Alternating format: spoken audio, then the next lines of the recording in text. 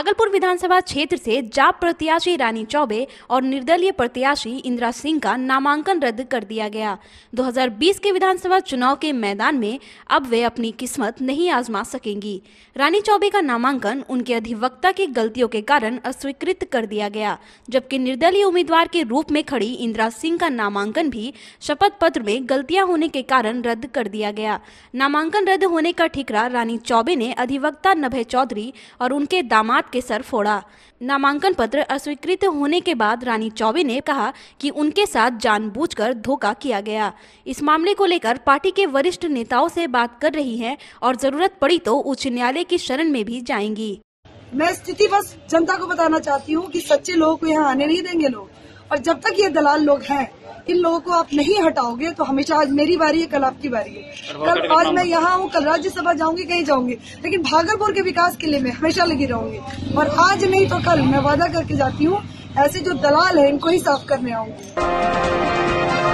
नामांकन पत्र की उम्मीदवारी रद्द होने वालों में निर्दलीय रूप से पर्चा भरने वालों में मनोज मिश्र, संजीव कुमार, रंजीत कुमार चौबे, धनंजय कुमार पांडे, कुंदन कुमार, देवेंद्र प्रसाद दास एवं अभिषेक प्रियदर्शी भारतीय सब लोग पार्टी से है। अंतिम सूची जारी होने के बाद भागलपुर विधानसभा से अब कुल 17 उम्मीदवार अपनी किस्मत आजमाएंगे।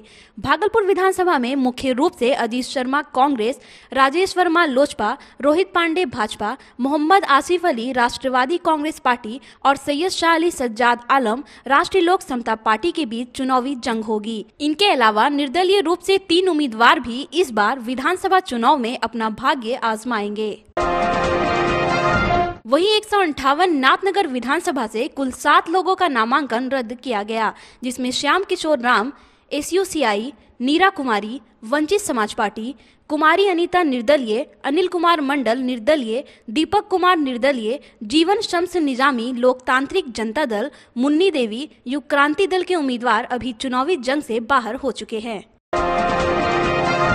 भक्ति, शक्ति, आस्था और वसुधा का 9 दिवसीय शारदीय नवरात्र शनिवार से प्रारंभ हो गया। मंदिरों और घरों में कलश स्थापना के साथ 9 दिनों तक मां दुर्गा के 9 रूपों की पूजा अर्चना की जाएगी। मां घोड़े पर आ रही हैं और भैंसे पर विदा होंगी। नवरात्र के साथ आज पहले दिन मां शैलपुत्री की पूजा अर्चना की गई। कोरोना गाइडलाइंस के मुताबिक मंदिरों में तैयारियां पूरी कर ली गई है। वहीं दुर्गा पूजा को लेकर SSP आशीष भारती ने हर संभव मदद का भरोसा पूजा समिति को दिया है। पूजा को लेकर केंद्रीय काली पूजा समिति के प्रवक्ता गिरीश चंद्र भगत ने कहा कि कोविड-19 के गाइडलाइंस के अनुसार ही पूजा मनाया जा रहा है और मंदिर में सोशल डिस्टेंसिंग का पूरा ख्याल रखा जाएगा।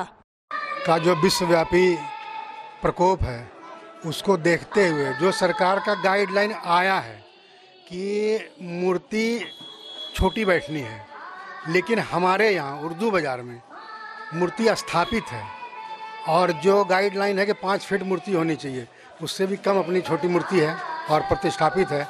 रही बात की पूजा पाठ किस तरह करना है, तो जो सोशल डिस्टेंसिंग का गाइडलाइन है उसको मेंटेन करते हुए बारी बारी से पूजा करने के लिए अंदर प्रवेश कराते हुए उस विधि से हम लोग उसको फॉलो करते हुए करा रहे हैं पूजा।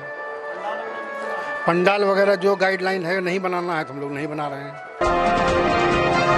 बैंक ऑफ बड़ौदा छटपटिया शाखा के प्रबंधक ने अमडंडा थाना प्रभारी पर शाखा प्रबंधक के साथ बदसलूकी करने एवं बैंक के वित्तीय मामलों में हस्तक्षेप करने के लिए बैंक ऑफ बड़ौदा के शाखा प्रबंधक द्वारा भागलपुर SSP आशीष भारती को थाना प्रभारी के खिलाफ एक आवेदन सौंपा। बैंक ऑफ बड़ौदा के शाखा प्रबंधक आनंद कुमार ने बताया कि बैंक के ग्राहक विजय कुमार चौधरी एवं उसकी पत्नी रश्मि प्रभा द्वारा बैंकिंग कार्य में व्यवधान को लेकर जब अमडंडा थाना प्रभारी को सूचना दी तो थाना प्रभारी बैंक पहुंचे और विजय कुमार चौधरी के पक्ष में बैंक मैनेजर से भिड़ गए। दूसरे दिन जब शाखा प्रभारी बैंक की सुरक्षा को लेकर आवेदन देने थाना गए, वहां पर अमडंडा थाना प्रभारी बबलू कुमार ने उनके साथ गाली गलौज कर धमकी दी। इस घटना के बाद शाखा प्रभारी द्वारा बैंक को सुरक्षा कारणों से बंद कर दिया गया।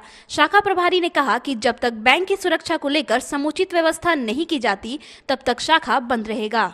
हम लोग DSP ऑफिस कहलगांव में भेज चुके हैं, एक कॉपी हम लोग SSP ऑफिस भागलपुर ले गए हैं ताकि उस थानेदार के विरुद्ध सख्त कार्रवाई हो और हमारे ब्रांच की सुरक्षा व्यवस्था सुनिश्चित की जाए।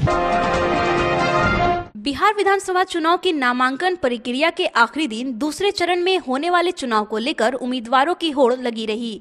इसी क्रम में शुक्रवार को बेलदौर विधानसभा से बिहार विधानसभा चुनाव में कांग्रेस के राष्ट्रीय सचिव सह छत्तीसगढ़ के प्रभारी महागठबंधन से कांग्रेस के उम्मीदवार चंदन यादव ने गोगरी के अनुमंडलीय कार्यालय में अपना नामांकन पर्चा भरा। कांग्रेस प्रत्याशी चंदन यादव के साथ कांग्रेस के प्रदेश सचिव मृत्युंजय सिंह गंगा के साथ साथ भारी संख्या में समर्थक भी उनके साथ अनुमंडल कार्यालय पहुंचे। पर्चा दाखिल होने के बाद कांग्रेस नेता मृत्युंजय सिंह गंगा ने कांग्रेस उम्मीदवार चंदन यादव की जीत का दावा किया और कहा कि महागठबंधन की हवा के सामने इस बार एनडीए कहीं नहीं टिकेगी। महागठबंधन प्रत्याशियों का चुनाव प्रचार करने आए तेजस्वी यादव ने बांका में जनसभा को संबोधित किया। लालू यादव के अंदाज में सभा को संबोधित करते हुए तेजस्वी यादव ने विरोधियों पर जमकर प्रहार किया और नीतीश कुमार पर निशाना साधते हुए कहा कि अब नीतीश कुमार थक चुके हैं, इनसे बिहार संभलने वाला नहीं है। इन्होंने पिछले 2015 के चुनाव में जनता के द्वारा दिए गए बहुमत का अपहरण किया है। ये कब पलटी मार देंगे, इनका कोई ठिकाना नहीं है। इस दौरान मंचासीन गणमान्य में राजद के जिला अध्यक्ष अर्जुन ठाकुर, संजय यादव, जावेद इकबाल अंसारी, स्वीटी सीमा हेम्ब्रेम, गुड्डू यादव समेत दर्जनों कार्यकर्ता और नेता मौजूद थे। अभी नीतीश कुमार जी घूम घूम करके भाषण कर रहे हैं। हमने तो 15 साल पूरा प्रयास कर लिया। समुंदर नहीं ना है जो कारखाना लग जाएगा, समुंदर वाला इलाका में कारखाना लग जाता है, लेकिन चारों ओर से जो जमीन से घिरा हुआ राज्य है वहाँ दिक्कत होता है। लालू जी रेल मंत्री थे, मढ़ौरा में रेलवे का पहिया कारखाना दे दिया, मधेपुरा में ले दिया, परसा में ले दिया।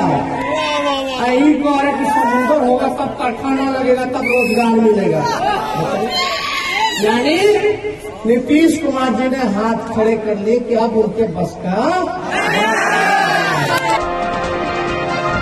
दशहरा के अवसर पर गोपालपुर थाना क्षेत्र के तिनटंगा जहाज घाट स्नान करने गया युवक गंगा में डूब गया।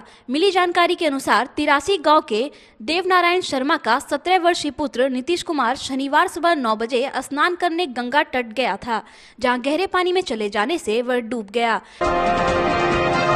दुर्गा पूजा के पहले दिन कदवा प्रताप नगर से बरारी गंगा घाट में स्नान करने जा रही महिला श्रद्धालुओं से भरी टेम्पो को एक अनियंत्रित तेज रफ्तार ट्रक ने बाबा विशु राउत सेतु पथ में ठोकर मार दी, जिससे टेम्पो में सवार कदवा निवासी सदानंद सिंह की पत्नी नूतन देवी की मौत हो गई और 9 अन्य महिलाएं व एक पुरुष घायल हो गए। सभी घायलों को अनुमंडलीय अस्पताल नवगछिया लाया गया, जहाँ सभी घायलों का प्राथमिक उपचार किया गया। मेडिकल आईआईटी जेईई की तैयारी कराने वाले आकाश इंस्टीट्यूट में नीट का रिजल्ट घोषित होने के बाद परीक्षा में सफल हुए छात्रों को संस्थान के डायरेक्टर चंदन कुमार ने बुके देकर सम्मानित किया। इस अवसर पर संस्था के डायरेक्टर चंदन कुमार ने बताया कि उनके संस्थान से 6 बच्चे ऐसे हैं जिन्होंने 600 से ऊपर अंक लाया है, जिसमें क्रिसमस मैरी नाम की एक छात्रा ने 642 अंक लाकर जिले में टॉप किया है, जिसका ऑल इंडिया रैंकिंग 5447 है। और दूसरे स्थान पर संस्थान के हिमांशु पंडित है, जिन्होंने 640 अंक लाकर ऑल इंडिया में 6006वां स्थान पाया है। साथ ही संस्थान के डायरेक्टर ने बताया कि उनके इंस्टीट्यूट से कुल 148 बच्चों ने नीट के एग्जाम में क्वालिफाई किया है। आकाश के बारे में आपको जानकारी होगी कि आकाश मेडिकल और इंजीनियरिंग की तैयारी कराती है। यहाँ पे बच्चों का जो प्रेजेंटेशन हुआ, जो बच्चों का रिजल्ट हुआ, बहुत ही अच्छा हुआ। जो मेरे हाईएस्ट स्टूडेंट्स यहाँ पे गए हैं, 690 बच्चा हाईएस्ट गया है और 600 से ऊपर मेरे 6 बच्चे हैं, जिसमें कि आप अगर बोलोगे तो जिले के टॉपर जो कृष्णस माही है, जिले के टॉपर ही है, 642 मार्क्स है उसका। उसके बाद हिमांशु पंडित का 642 नंबर है। उसके बाद श्रुति श्री आज नहीं आ पाई है, वो मुंगेर में है, कोविड-19 के चलते 615 है। विजय लक्ष्मी की 597 है। शमरीन सिद्दीकी का 593। तो लगभग अगर आप 19 से 20 बच्चे मेरे पास मेडिकल में अच्छे कॉलेज में नामांकन के लिए तैयार है, जो कि इंडिया के अच्छे कॉलेज में उनका एडमिशन होगा।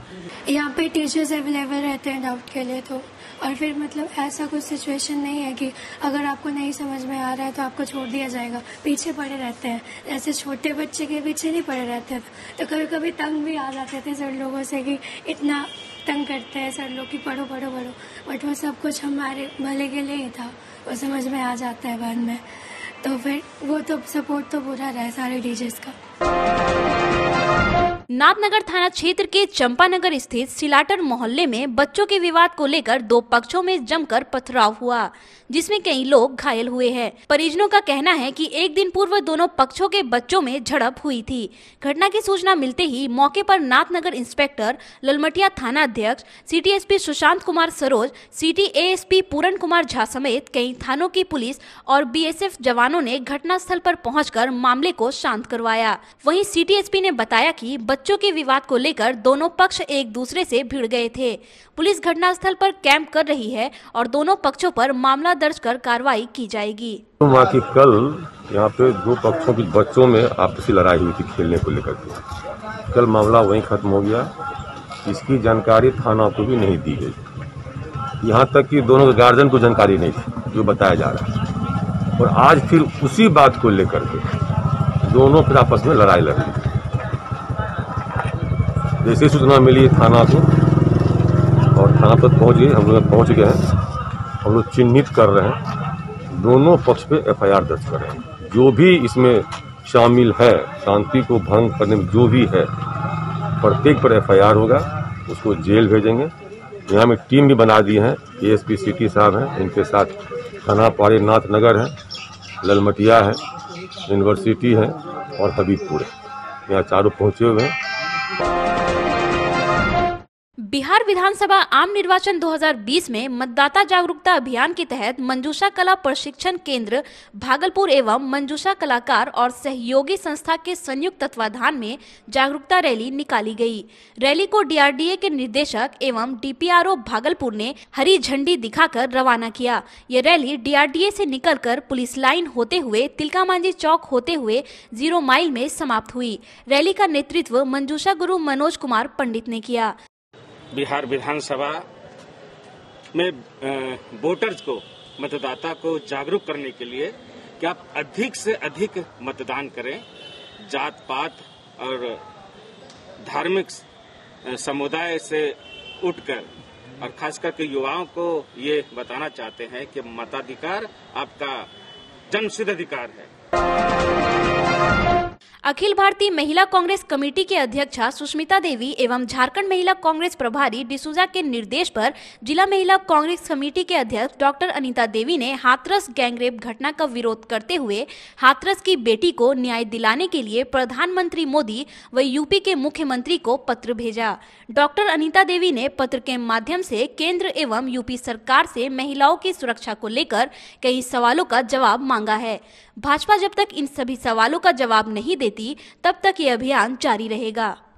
आज हम लोग 16 तारीख को 16 अक्टूबर को एक पोस्ट भेज रहे हैं, जिसमें केंद्र सरकार और यूपी सरकार एक नारा दिए थे कि बेटी बचाओ बेटी पढ़ाओ का, तो वो उसमें वो विफल हो गए हैं। और अगर उनसे सत्ता संभल नहीं पा रहा है तो केंद्र की सरकार इस्तीफा दे रहे हैं।